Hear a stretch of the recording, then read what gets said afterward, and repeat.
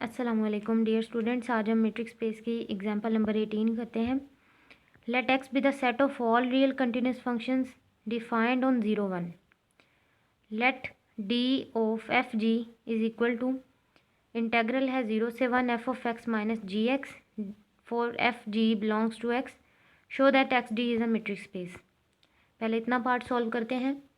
इसको सॉल्व करने से पहले इसका मैं आपको बताऊं कि हमारे पास जब भी इंटेग्रल आता है उसकी लोअर लिमिट आती है हमारे पास छोटी और अपर लिमिट आती है अगर बड़ी। अगर इंटेग्रल में लोअर लिमिट छोटी है और अपर लिमिट बड़ी है तो इट मीन्स कि उसका आंसर हमारे पास हमेशा पॉजिटिव आएगा। यहाँ पर मैं लिख देती हूँ एक्स डी एक्स। ठीक है, अगर इसकी हम इंटीग्रेशन करते हैं तो क्या आएगा, एक्स स्क्वायर ओवर 2 ये आ जाएगा और यहाँ पर लिमिट आ जाएगी 1 और 2। तो जब हम लिमिट लगाएंगे upper limit minus lower limit ये होता है, तो ये आ जाएगा मेरे पास 4/2 माइनस 1/2। तो हमेशा आंसर जो है वो इसका आएगा पॉजिटिव में, आंसर हमेशा पॉजिटिव में आएगा। तो चले हम इसको स्टार्ट करते हैं। M1 है हमारा नॉन नेगेटिविटी। नॉन नेगेटिविटी की प्रॉपर्टी होती है, तो हम यहाँ पर लिखेंगे डी एफ ऑफ जी उसने दिया है 0 से 1 और F of X minus G of X का मोड और डी एक्स। हम इसको पहले ही कह देंगे कि ये ग्रेटर इक्वल टू 0 है, बिकॉज हमें पता चल गया कि नीचे वाली जो लिमिट है वो छोटी है और जो ऊपर वाली लिमिट है अपर वाली वो बड़ी है। तो इट मीन्स कि जो भी इसका आंसर आएगा, इस फंक्शन का जो भी आंसर आएगा वो हमेशा हमारे पास पॉजिटिव आएगा, इसलिए ये तो सेटिस्फाइड हो गई। ठीक हो गया। और यहाँ पर आपने रीज़न भी दे देनी है जैसे कि बुक में दी गई है। Is a non negative real number and the upper limit of integral is greater than the lower limit, therefore the value of definite integral will be non negative. इस इंटेग्रल की जो डेफिनेट वैल्यू है वो हमेशा non negative ही आएगी। अब हम इसका सेकंड एग्जाम करते हैं। रिफ्लेक्सिव प्रॉपर्टी, उसमें हम लिखते हैं D F of G is equal to 0 if and only if के केस में 0 से 1 दिया है और F of X minus G of X दिया है और डी एक्स को भी 0 की इक्वल रखा है। तो हमारे पास जो एफ ऑफ एक्स है माइनस जी ऑफ एक्स आ जाएगा मोड में इज इक्वल टू 0, इंटेग्रल भी इसका 0 हो जाएगा और F X minus G of X ये एफ ऑफ एक्स है is equal to 0 if and only if के केस में, और ये भी इफ़ एंड ओनली इफ के केस में F of X is equal to G of X आ गया। ये हमारा सेकंड एग्जाम भी सेटिस्फाइड हुआ। अब हम इसका थर्ड एग्जाम करते हैं और आपने यहाँ पर लिखना है for all F G belongs to capital X. इसी तरह से आपने फर्स्ट में भी यहाँ पे लिखना है, इस एग्जाम में भी लिखना है F G belongs to capital X. अब हम इसका थर्ड एग्जाम करते हैं M3। उसको लिखेंगे डी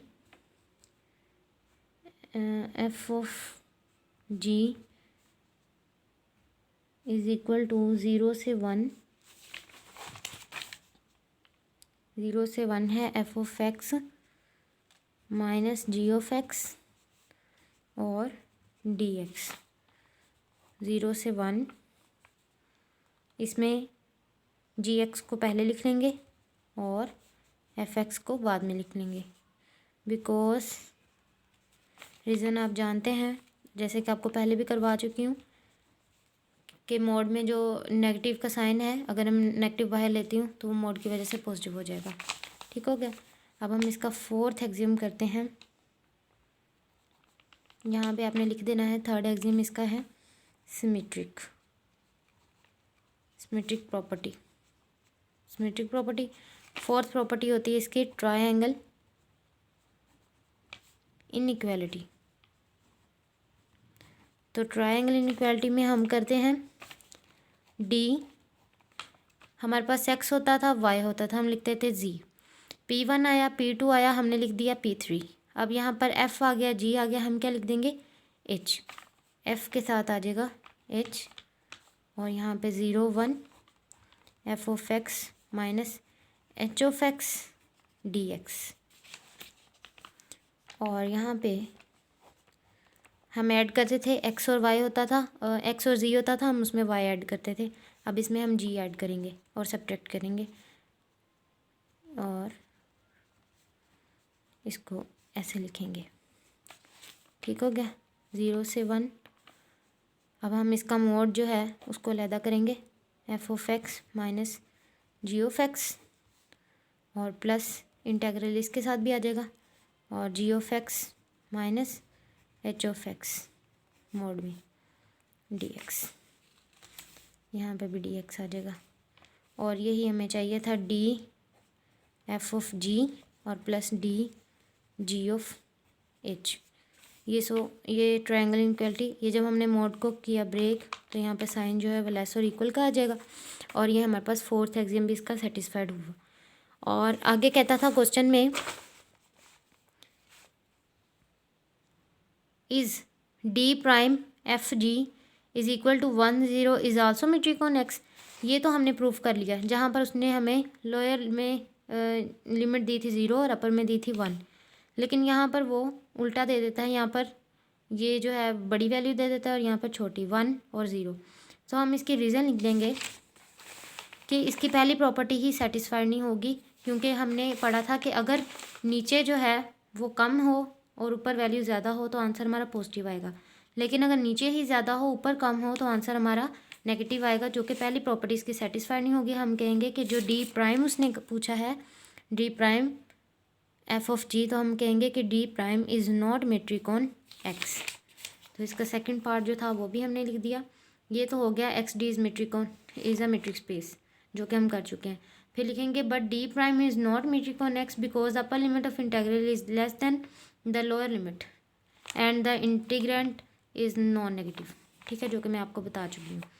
अब सेम इसकी एग्जांपल नंबर 19 है, उसको भी देख लेते हैं। कहता है let X be the set of all real continuous functions defined on A B with D F G देता है A B F of X minus G X. कहता है कि बी जो है वो ग्रेटर देन ए के है, जिस तरह से अपर लिमिट हमारी ग्रेटर होनी चाहिए, तो इसमें वो बता देता है कि जो बी है वो ग्रेटर है। सो ये हम इसको सॉल्व कर सकते हैं। For all F G belongs to X show that X D is metric space. So ये बहुत वेरी इजी है। और इसमें करेंगे since B greater than A and F of X minus G of X is non negative real number, so ये हम greater और equals to 0 के आ गया। ठीक है, और इसमें भी ऐसे ही है, D F G is equal to 0। ये सारा जो फंक्शन है उसको 0 के इक्वल रखेंगे और उसको लिख देंगे कि F of X minus G of X is equal to 0। F X G X के इक्वल आ जाएगा और एफ जी के इक्वल आ जाएगा, और इसको हम लिख देंगे for all F G belongs to X. इसी तरह से थर्ड वाली है प्रॉपर्टी और इसी तरह से इसकी फोर्थ वाली प्रॉपर्टी है। सो हमारे पास एग्जाम्पल नंबर 18 और 19 जो है वो दोनों सेम है, सो ये एक ही तरीके से हो सकती हैं। अब हम इसकी देख लेते हैं एग्जाम्पल नंबर 20। एग्जाम्पल नंबर 20 हम इसके अगले लेक्चर में देखेंगे, और 20 और 21 ये बहुत ज़्यादा इंपॉर्टेंट एग्जाम्पल्स हैं। सो आपने अगला लेक्चर मिक्स नहीं करना, उसको लाजमी देखना है, तो इंशाल्लाह आपको समझ आ जाएगी। अल्लाह हाफ़िज़।